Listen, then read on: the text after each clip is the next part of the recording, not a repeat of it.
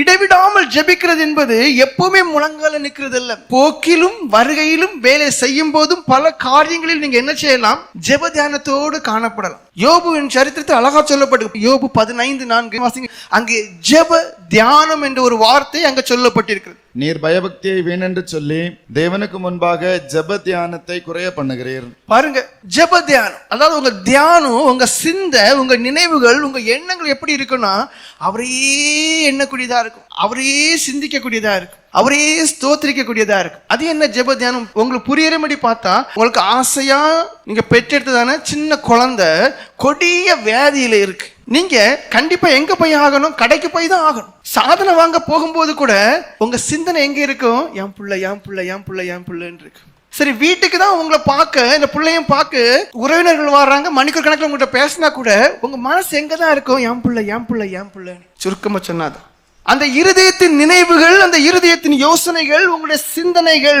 இவை எல்லாமே தேவனை குறித்து மாத்திரம் தான் இருக்கும், தேவனுடைய சித்தத்தை குறித்து மாத்திரம் தான் இருக்கும். எப்பொழுதுமே ஒரு ஜெப தியானத்தோடே இருப்பார். இனி ஒரு எடுத்துக்காட்டு சொல்றேன். அப்போஸ்தலர்களுடைய புஸ்தகம் 10:2 கொர்நேலியு என்கிறதான ஒரு மனுஷனை குறித்து வேதம் சொல்லுது. அவன் யாரு? அவன் தேவபக்தி உள்ளவனும் தன் வீட்டார் அனைவரோடும் தேவனுக்கு பயந்தவனுமாயிருந்தான். ஜனங்களுக்கு மிகுந்த தர்மங்களை செய்து எப்பொழுதும் தேவனை நோக்கி ஜெபம் பண்ணி கொண்டிருந்தான். பாருங்க, போலீஸ்காரங்க என்று சொன்னாலே நமக்கு எப்படி தோணும்? அவங்க எல்லாம் ரொம்ப கடினமா இருப்பாங்க. அந்த போலீஸ்காரங்க 100 பேருக்கு தலைவன்னா அவங்க தலையில எவ்வளவு வேலை இருக்குன்னு பாருங்க. ஆனா வேதம் சொல்லுது, கொர்நேலியு என்கிறதான 100க்கு அதிபதி, உங்களுடைய பார்வையில கொடூரமான ஒரு மனுஷன், ரஃப்பான மனுஷன், யாரும் இடவிட முடியாத மனுஷன் சொல்லலாம். ஆனா வேதம் சொல்லுது அவன் எப்பொழுதும் ஜெபித்தான் என்று சொல்லப்பட்டிருக்கு. நம்ம எல்லாம் கிறிஸ்தவங்க, எனக்கு கிறிஸ்துவ தெரியும்னு சொல்லுவோம். ஆனா இந்த கற்பனையின்படி உங்க வாழ்க்கையை இனியாவது அமைத்துக் கொள்ள பாருங்க. எப்பொழுதுமே இடைவிடாமல் ஜெபிக்கக்கூடிய ஜெபதியானம் உள்ளவங்களா இருங்க. ஏன் உங்களுக்கு தேவன் பதிலளிக்கல? இங்க பாருங்க, கொர்நேலியு ஜெபிக்கும் போது பரலோகமே அசையுது. தேவனே தேவதூதனை அனுப்புகிறார். எங்கேயோ இருக்கிற பேதுருவை கூப்பிட்டுட்டு வான்னு சொல்றார். காரணம் என்ன? அவன் எப்பொழுதும் ஜெபம் பண்ணக்கூடிய அவன் யாரு? எப்பொழுதும் ஜெபம் பண்ணக்கூடிய. நான் அதுக்கு தான் முக்கியத்துவம் கொடுப்பேன். ஏன் உங்களுக்கு பதில் கிடைக்கல?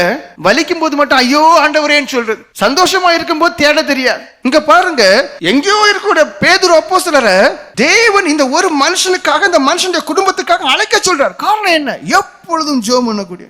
உங்களா பாருங்க, விட வேண்டியதை விட மாட்டீங்க. தேவனுக்கு பிரியமா தங்களை தாழ்த்து ஜெபம் பண்ணக்கூடியது எல்லா கெட்ட குணங்களையும் வச்சுக்கிட்டு அவருக்கு கண்ணு இல்லையா? இவ்வளவு கூப்பிட்டேன், கிடைக்கல. எவ்வளவு நேரம் தான் கூப்பிட்டிய? 1 மணிக்கு ஜெபம் பண்ணிருப்பீங்க, மீதி நேரம் எல்லாம் என்ன பண்ணிருப்பீங்க? சண்டையும் சச்சரவும். இதான் உங்க வாழ்க்கை. எப்பொழுதும் ஜெபம் பண்ணான்னு சொல்லு. கொர்நேலியு எப்பொழுதும் ஜெபம் பண்ண. இந்த அனுபவம் ரொம்ப முக்கியம். வேதம் தெளிவா சொல்லுது. லூக்கா 18:1 என்ன சொல்லுது? சோர்ந்து போகாமல் எப்பொழுதும் ஜெபம் பண்ணுங்க. ஏன் அந்த தேவன் சொல்றாரு தெரியுமா? லூக்கா எழுதின சுவிசேஷம் 21:36 வாசிங்க. ஆகையால் இனி சம்பவிக்க போகிற இவைகளுக்கெல்லாம் நீங்கள் தப்பி மனுஷகுமாரனுக்கு முன்பாக நிற்க பாத்திரவான்களா எண்ணப்படுவதற்கு எப்பொழுதும் ஜெபம் பண்ணி விழித்திருங்கள் என்றார். எல்லாருக்கும் பரலோகம் போகணும்னு விரும்புறீங்களா? நம்ம இருக்கிறது கடைசி காலத்திலும் கடைசி நேரத்துல இருக்கு. வருகை எப்பவும் இருக்கு, அது நமக்கு தெரியாது. அந்த வருகையில யார் மாத்திரம் தான் எடுத்துக்கொள்ளப்படுவா தெரியுமா? நல்லா தூங்கிக்கிட்டு நல்ல தனக்கு விருப்பப்படியெல்லாம் நடக்கிற மனுஷன் இல்ல, எப்பொழுதும் ஜெபிக்கிறவன் தான். ஆகையால் இனி சம்பவிக்க போகிற இவைகள் எல்லாம் நீங்க தப்பி மனுஷகுமாரனுக்கு முன்பாக நிற்க பாத்திரவான்களாக எண்ணப்படுது. எப்பொழுதும் ஜெபம் பண்ணி விழுத்துருங்க. சொல்றது யாரியா? இயேசு கிறிஸ்து. ஜெபங்கிறது பாகற்காவை காட்டிலும் கசப்பாய் போச்சு. அது ஏதோ தேவையில்லாத காரியமாய் போச்சு. பரலோகத்துக்கு ஒருத்தரும் போய் எடுக்க மாட்டீங்க. வருகை வரும்போது எடுத்துக்கொள்ளப்பட போறதே கிடையாது. வருகையில எந்த மனுஷன் எடுத்துக்கொள்ளப்படுவான்? அவன் ஜாக்கிரதையா இருந்து இரவும் பகலும் தேவ சமூகத்தில் ஆண்டவரேன்னு சொல்லி ஜெபிக்கிற மனுஷன்.